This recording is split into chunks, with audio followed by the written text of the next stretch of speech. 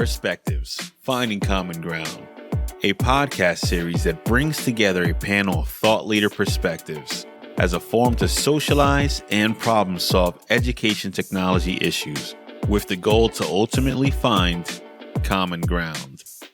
Hello, I'm Patrick Devaney, and I'd like to welcome you to this episode of Perspectives, Finding Common Ground. Today we're here to talk about usage analytics, the benefits and pitfalls of using these usage analytics in our educational environment. And I have three wonderful guests with us today that I'd like to take a moment to have them introduce themselves. We're going to start with Ms. Kat Brown. Good morning. I am Kat Brown. I'm the VP of Success and Services for DreamBox Learning. And DreamBox Learning provides adaptive math and reading software for students in the K-12 market. And this is an interesting topic for me because so much of what we focus on is around data, and in particular, student usage data, and the insight that data provides to our schools and our teachers in our districts, and the way that data rolls up for different audiences. And so as we attempt to work with our customers to help them understand what is happening with their students around growth and progress, we are constantly looking at data, reporting, understanding the use of dashboards. We analyze where people click and why. And so the conversation for me is really about understanding how we help our partners make the most out of the wealth of of data that we provide. We often provide much more data than they can consume. And so sometimes I wonder if less isn't more. And so as I think about data, we are used to the abundance, but with the introduction of AI, I am beginning to think about how the data becomes more tailored and streamlined, and maybe less and maybe more isn't more in this model is what I'm beginning to think about. So thank you for having me today, Beth. Fantastic, Kat. Welcome. Next, I think I'll go with Matt Frye and let you introduce yourself from the school perspective. Thank you, Patrick. My name is Matt Frye, Executive Director for Instructional Technology, Plano Independent School District in Texas, just north of Dallas. I am related to data analytics and usage analytics. I guess in my role, I'm responsible from time to time for telling Plano ISD's technology story. And I use data and analytics and usage data so that our story resembles fact more than it does fiction. And so I lean on data for that purpose. And then separately, I think I'm obligated to make informed decisions about renewing software subscriptions or strategically abandoning them if that's what the data tells us to do. So those two things, helping me to tell the technology story on behalf of Plano ISD's staff and students and families, and then also to make those decisions that have sort of financial impacts on our budget. Fantastic. Welcome, Matt. We're looking forward to this conversation. And finally, but not least, is Mary Batiwalla from ClassLink. And Mary, tell us a little about yourself. Sure. And hey, everyone. I'm happy to be here with these wonderful guests as well. So I'm with ClassLink. I get to work with Pat. And at ClassLink, we offer a product suite that helps reduce barriers for students to access all their edtech resources. And as part of that, we provide an analytics product offering that provides insight into what students are using, how often they're using it, and when they're using it.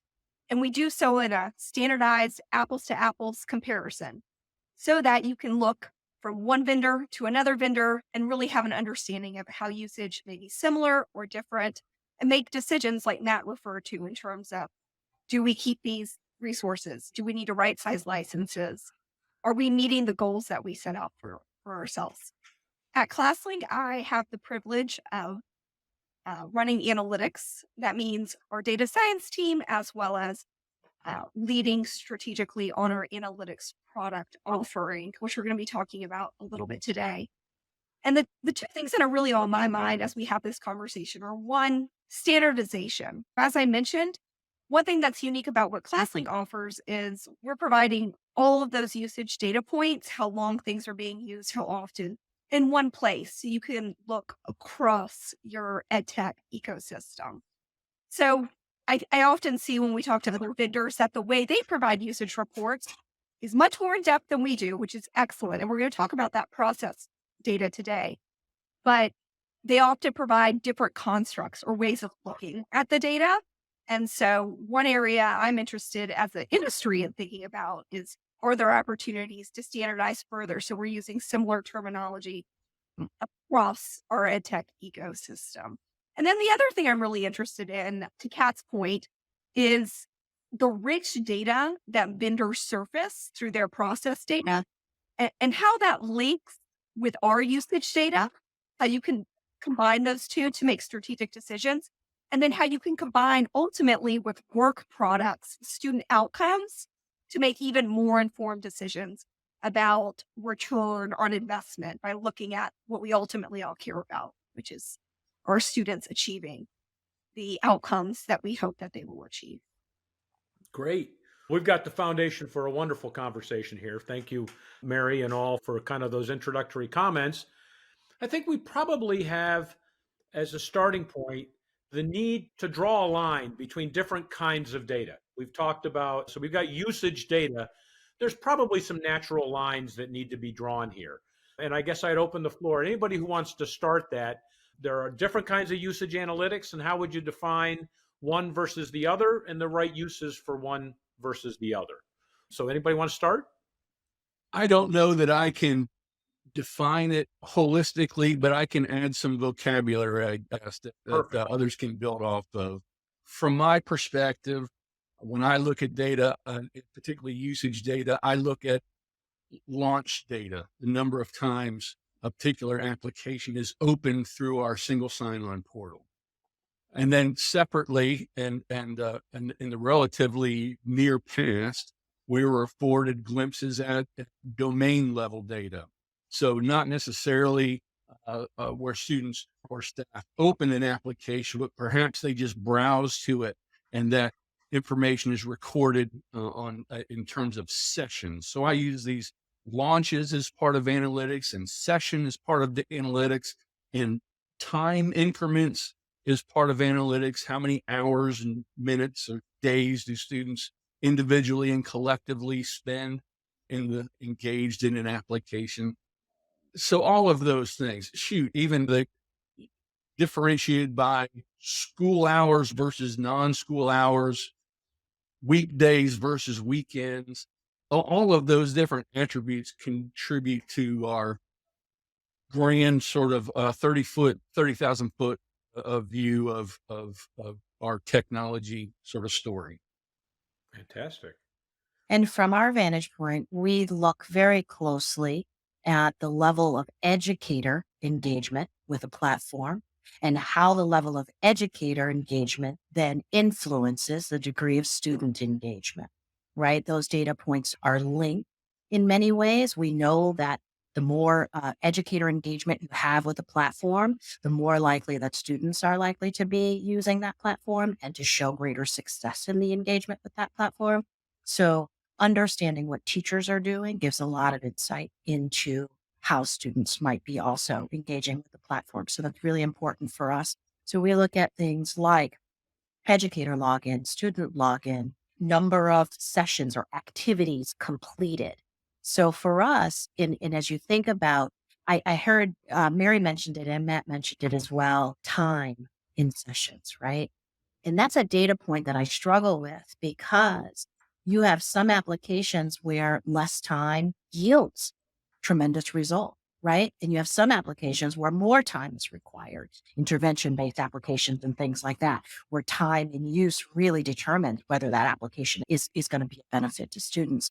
So I think that time can be a misleading data point as we assess the quality and the impact of solutions in the education space. But I realize it's one of those data points that we have to use nonetheless.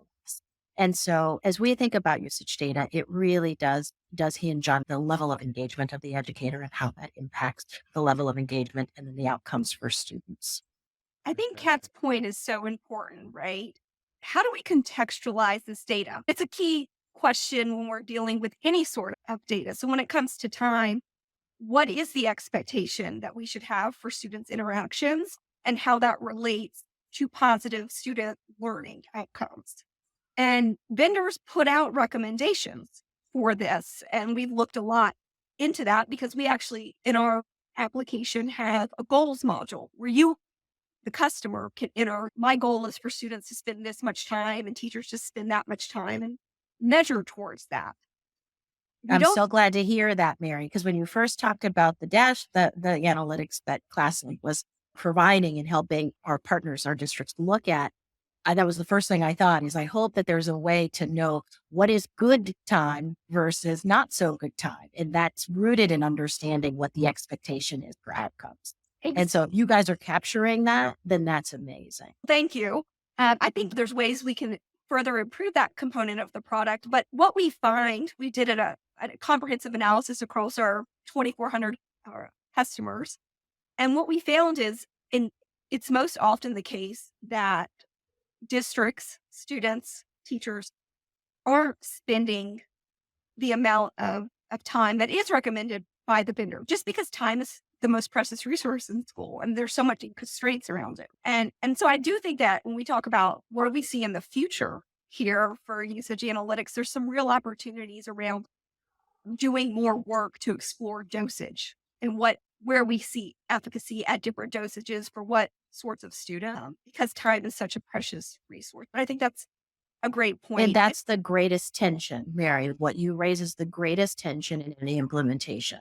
What we consider to be fidelity of usage versus what schools and teachers and classrooms can actually absorb, right? And that tension is constant.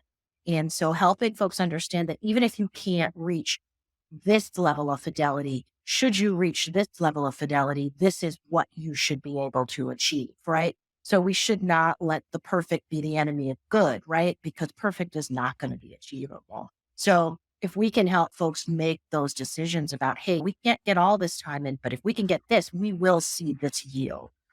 Because this idea of having to be very strategic about how we advise our teachers to use limited resource is what this data can help us do, right? In Matt's role, he can really help teachers say, hey, given our limited resources and our limited time, here's where you're going to get the biggest bang for your buck, right? And without that information and that data, people might spin their wheels on things that are not going to yield the result.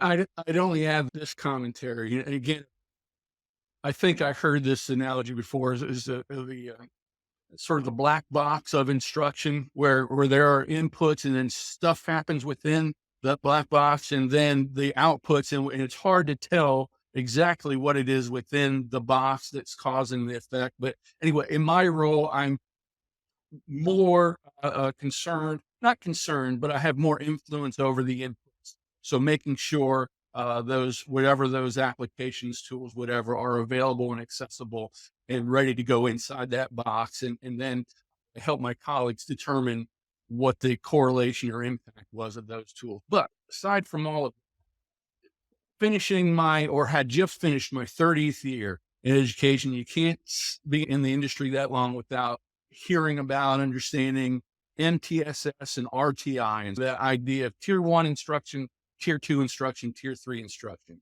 where tier 1 is what you do for the whole group, and tier 2 is sort of small group, and tier 3 is maybe very strategic intervention with small groups. And I would correlate that in my sort of approach to analytics is I have some whole group, high level aggregators of analytics. And I'll say that ClassLink's analytics module does that for me, where I don't have to look in every discrete vendor platform's dashboard. I can see at a very high level, sort of our usage footprint. But then where I see anomalies or I see outliers, it's at that point where I may dig into that tier 2 sort of thing, where I'm going to dig into the various dashboards that are provided by our partners like DreamBox. And then there are times when even within those platforms, I see things that make me pause and I want to dig deeper and see specific item analysis and what's going on with one school versus another, or one class or one kid versus another, and things of that nature. But I point this out too, is that not everything that we use comes with a dashboard. In fact, some of the top applications used across our district, we don't pay for. I don't have an enterprise license to go and look at. And as a case in point, I was curious. I think wonder leads to wisdom, right? And every once in a while I was wondering. So I wondered yesterday with all the talk of Chat GPT thought I have instruments available to me where I can see if in fact our students are visiting those domains, AI domains. And I look back just as January of last year, from January through April, I could see that about 1,000 times a month, our students were accessing Chat GPT. And then all of a sudden in May, that number jumped to 6,000. I'm left with a question, again, to add to my wonder, why did it jump in May? And it's a bifurcated answer that I don't know which one is more likely. Final exams happen in May. Is it studying for final exams or some evil alternative to that? Or is it just that's how long it took for the word to spread and that's when we adopted it, frankly, and can I expect those numbers to increase? So that's a question that'll be answered over time, but that's my only point in saying all that is not everything that we are interested in has a vendor provided dashboard. We are more than those things that we officially subscribe to. And so for what it's worth. I think that's such a brilliant point, and it illustrates so well. I'm visualizing you as a data detective over here, Matt, which I know you're exceptionally great at, because dashboards, they aren't meant to answer all questions. In fact, in a lot of cases, they're meant for pose questions back to you that then you have to go digging on. But I loved when you talked about how having the ClassLink analytics platform being a place where you could really spot those anomalies, because I think about anomalies a lot, actually. So one of my hidden talents is finding four-leaf clovers, which you're like, what does this have to do with what we're talking about? But I've been thinking recently about the parallels between finding a four-leaf clover and spotting anomalies in data, as you just talked about. And I'm starting to identify a framework because I'm like, why is this something that I'm good at? And I'm like, I think it's because I'm a data person. But one of the top things I've noticed with four-leaf clover hunting is that you can't be super in the weeds. You've got to stand up and gain some perspective on it. That's a key to finding four-leaf clovers. And I think what you're talking about illustrates in data work the importance of having a high-level perspective before you go down into the weeds to find your answers. So that struck me, and I really like the way that you described it. And it's going to help me build out my framework. So also thank you. Matt made me think of something as well. Just really quick, Patrick, because what Matt said made me think of something. And so often I have a colleague who often reminds our teams that we are just one thing that the district is using, right? It's the world to us. We eat, breathe, and sleep. It's the thing, right? That's so important to us. And then we have to sometimes remind ourselves that we are one part of a huge ecosystem, a complex ecosystem within a district, right? And so what Matt said just made me think about that. And I think we often don't get that view and that perspective that you have, Matt, to understand all of the different applications at work. We know that they are, but that level of insight into what are the top 5 things being used? And I would encourage you, I know we don't often have those conversations across vendor partners, but I think it would be a really helpful conversation as all of your vendor partners seek to be really consultative and really offer solutions and examples of ways that you can improve your outcomes with a particular solution. It is probably rooted in having a better understanding of what the district is doing more globally. We only usually understand our piece of it, and we don't have this larger map. So that's something you said made me think of that. And it's just a way of working that we probably don't do very often.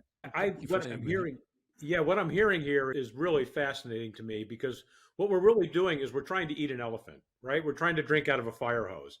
And how do you take all this information and all the things you're trying to accomplish and break it down into more manageable, more informed kind of results? Like, we intend to use it this way, maybe analytics is a good way to validate, are we using it that way or are we not?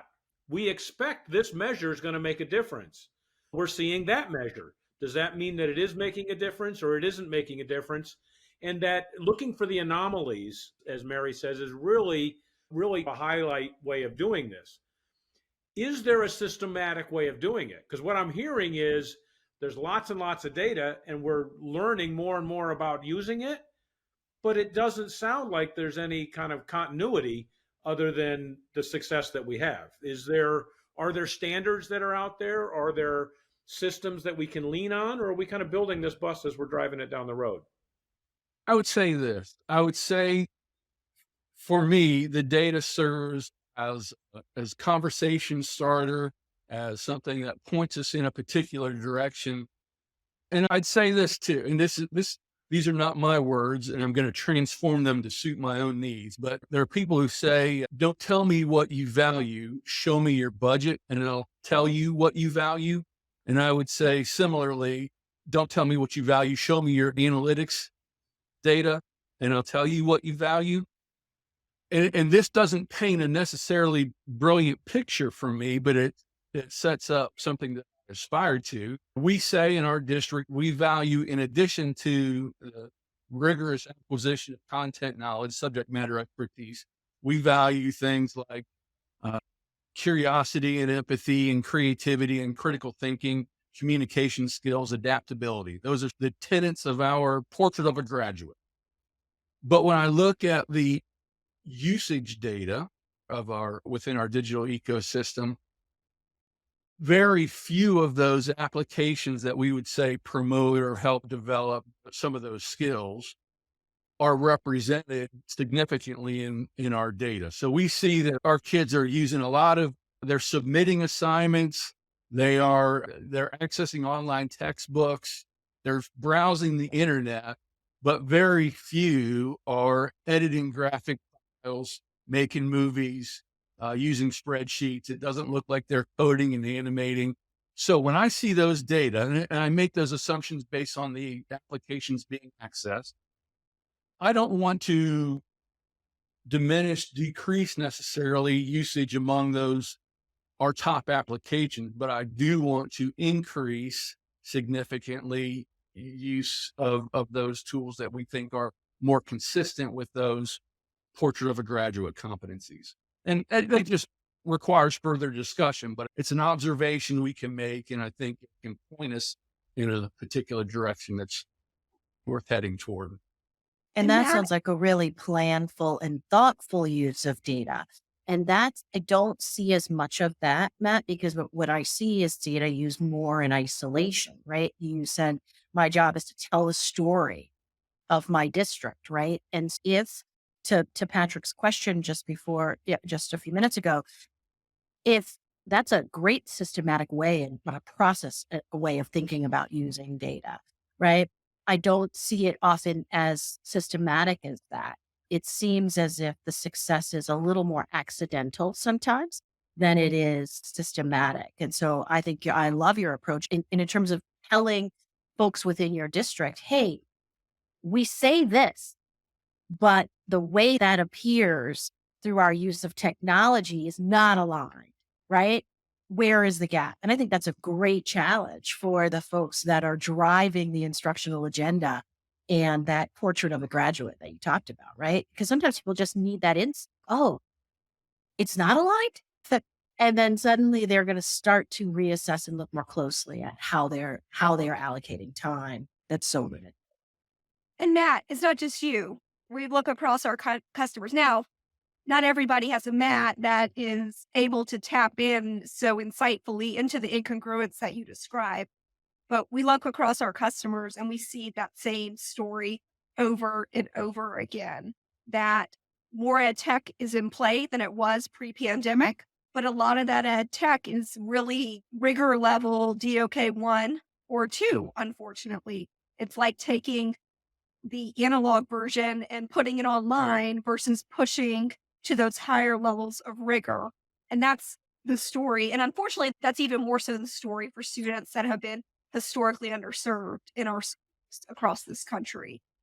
I think that's a real benefit of a portal like a ClassLink Analytics, because you can go in and have that very high 30,000 foot view to see that without having to drill further.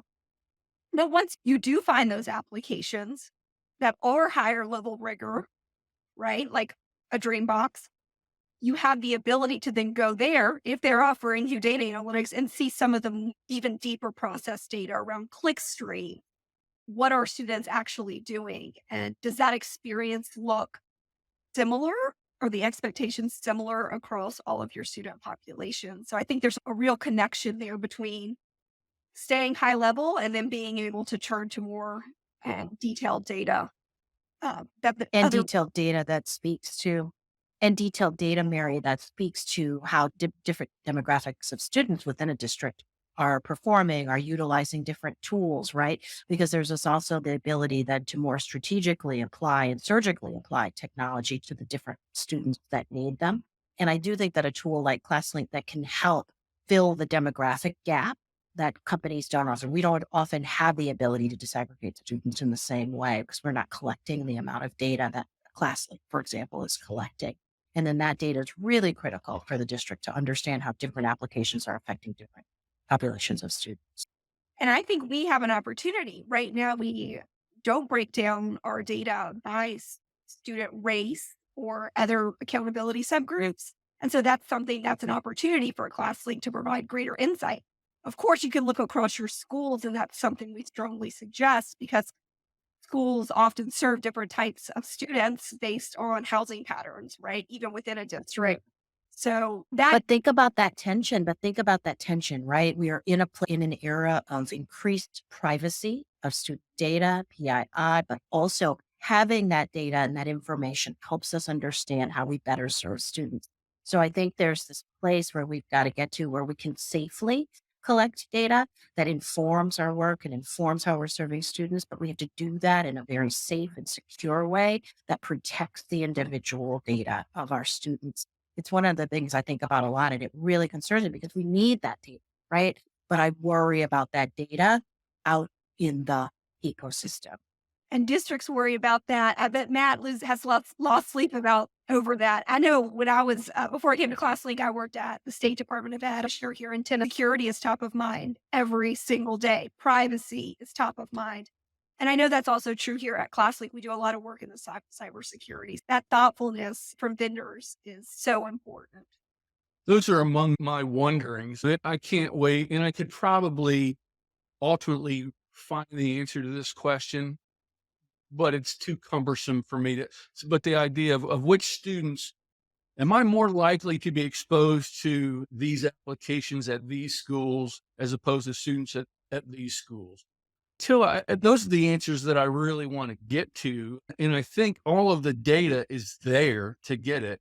It would just take me too long. I think just on the horizon, I can conversationally ask that question and find out, yes, if I attend this school, I'm 90% more likely to be exposed to Adobe Express or to see. Anyway, I'm looking forward to that, to those, am I more likely to or less likely to kinds of questions. Those intrigue me. And I think that all of the data is there. It's just a struggle right now to extract, but I think that day is coming soon. I agree with you, Matt, because it's so much data, it's so much information, but I'm not sure that we're surfacing all of the things that really could very efficiently help us improve our practice and our process, right? And to streamline what it is we're doing in particular ways. And maybe you mentioned that before, that's the hope of AI, right? Is that AI can help us synthesize huge volumes of data, because that's what this usage data that we're generating from not just a single application, but all of them is generating more data than we can consume in any kind of meaningful way. And so it will require dashboards, tools, things to surface and organize the information in some sort of consumable way. Otherwise, it will be just data that is just overwhelms us. I think we had for a time a false sense of accomplishment in terms of equity and access, where we said now with ClassLink, we've provided everybody access. We have no barriers. But now there is, and I've heard more talk about it recently, this digital use divide, not just digital divide, but digital use divide. Now that everybody has access, that does not mean that everybody is using or being exposed to and being taught how to leverage the tools. And so this idea that maybe we can cross up the notion of access, but not yet can we cross up the idea that everybody knows how to use and is encouraged to use the tools that are available to them. So, And Matt, that goes back to what I was saying about teachers, right? Because teachers who are more technology comfortable are going to expose kids at different levels and different rates. And that's what we're finding is one of the biggest distinguishers where it used to be technology access. That's no longer the issue, right? Yeah. And now what we're finding is that it's really about teacher comfort, teacher experience, teacher professional learning in terms of the use of a particular tool or application. I was in a school that had the most state-of-the-art lab that I had ever seen in terms of the amount of technology. I was in the school the entire day. And do you know, nobody went to the lab. And I was so utterly confused. And they had invested, it was $1 million facility and nobody went in there. And the kids probably, I would assume, knew how to use it. But I think that nobody used it because the educators weren't driving. We see that in our data too. I hope that was an offer or not. I just wanted to add, yeah, we see that. We see actually what we see in ClassLink in our data is logins are pretty similar across different student groups, but then accessing applications, there starts to form a divide. And then accessing rigorous application, that divide super widen. And using applications at expectation based on those vendor goals we talked about earlier, and just drops. It drops everywhere. But there's a divide, but it's 5% of cases are we seeing usage up to vendor recommendations for our top applications. And then, so what does that mean? That is, we know that, but just for you to say that just made my stomach hurt. Like when you think of the amount of money being spent on these tools, that just made my stomach. I know it's not like I didn't know it before you said it, but it's just hearing you say it. I have a confession to make. I was that teacher. I remember my third year of teaching, I moved to a new district, just got married. We moved to Georgia, and I was over in the district office, and the head of technology, instructional technology, she just had lying around like a remote smart board. So it was like a tablet. And she was like, "Oh, will you use this?" I was like, "This sounds cool." Of course. And the first district I taught in was a very resource strapped, 100% poverty district. So I was intrigued, took it back to my classroom, full intentions of using it. And guess what? I didn't use it because I didn't know how to work it. Now, did I pick up her phone and call her and ask her to help me? No, I didn't. I had a million other things on my plate. And she came to my room maybe a month later just to check in. And she was so mad at me. And she ripped that tablet away and walked out. And I never thought, I'm guilty. I know what is the right move. But the whole thing, like, teachers are capable, but teachers have a lot on their plate. And I was that person, and I needed additional training. And technology because of it. That's why usage and analytics data has to include the educator usage, right? We started this conversation as if it were focused on student usage, but educator usage really will help a district understand if the investment that they made is being utilized and to what extent. And so that's why to me, don't separate educator usage from student usage in this process. There clearly is an awful lot of opportunity, or there's a lot of good that can come out of usage analytics. There's also some real significant limitations in terms of how it gets used, and it has to be done with the accompanying training, appropriate training and involvement of all the different stakeholders, particularly teachers in this case. If we are successful in making the most out of the usage analytics that we want and need, what does that look like in the future? How does it, clearly we've heard AI come up here a couple of times, but what does it look like in the future if we're really able to leverage usage analytics to their greatest potential? And maybe we ask you, Matt, to start that start with an answer there. Okay, so I'm going to borrow again from somebody else. One of these days I'll come up with an original idea, but you've heard this or you've seen this. Any sufficiently advanced technology is indistinguishable from magic. You've probably seen that. So the idea that I think analytics, usage analytics will at some point in the future, when we're doing it right, there'll be some almost magical component. It will reveal to us just what we need it to do. And I'll give you an example. This isn't science fiction, but English won't resonate with anybody unless you've seen the commercial. But Microsoft had a Copilot commercial. So Copilot is sort of their AI-driven.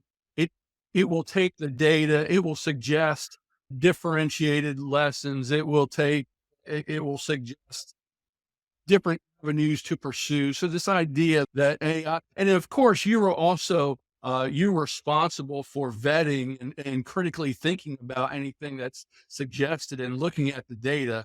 But I feel like our usage analytics will be a collaborator, a co-collaborator.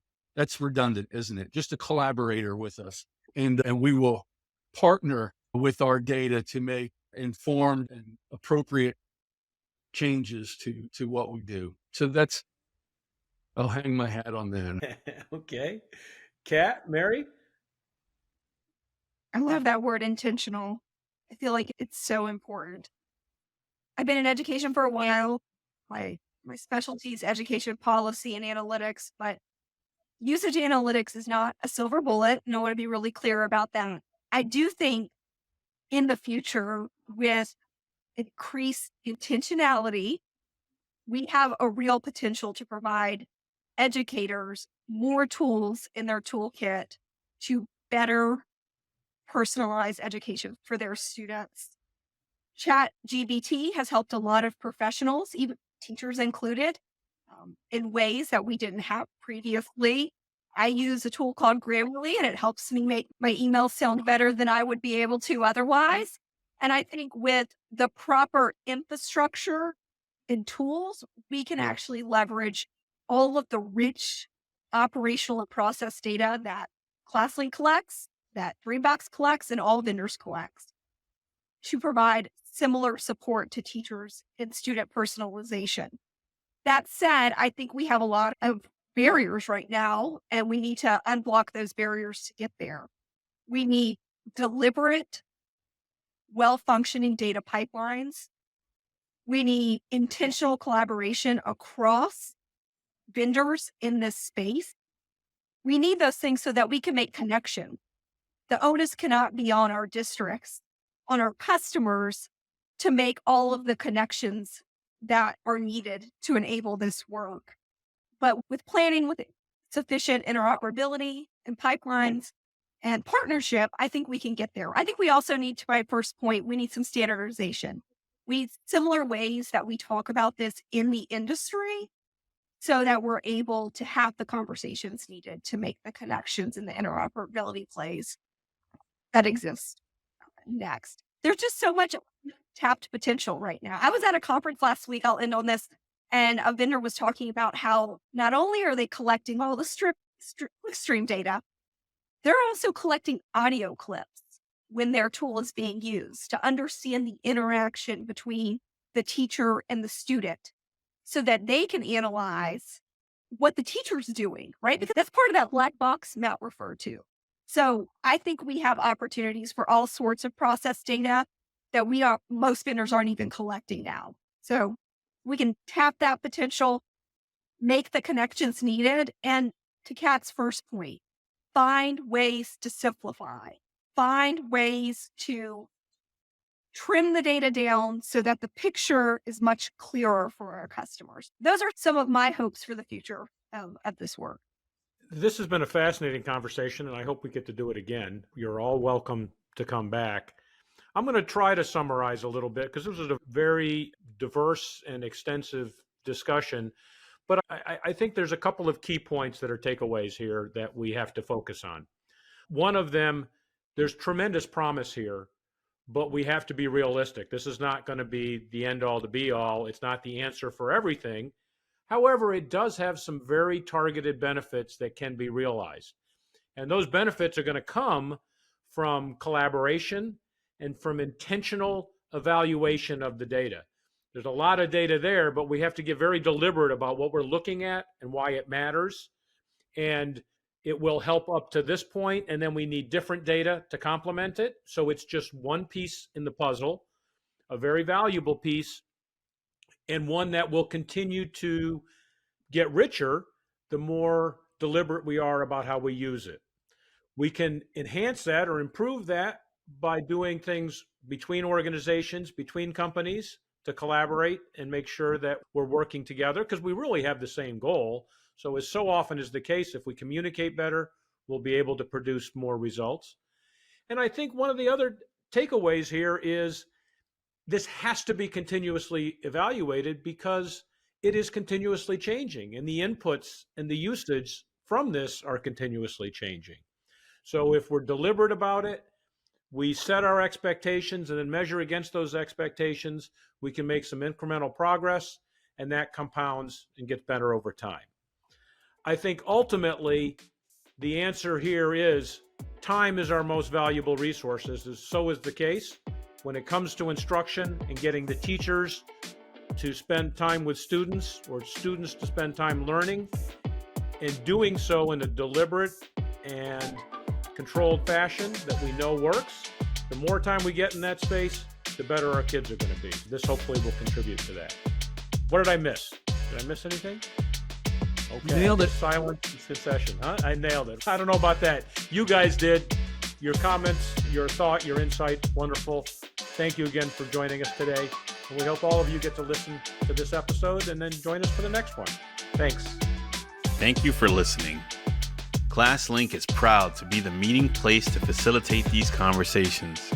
If you have a topic idea, send it to perspectives@classlink.com. To keep hearing our perspectives, be sure to follow us on Apple and Spotify, and subscribe to us on YouTube.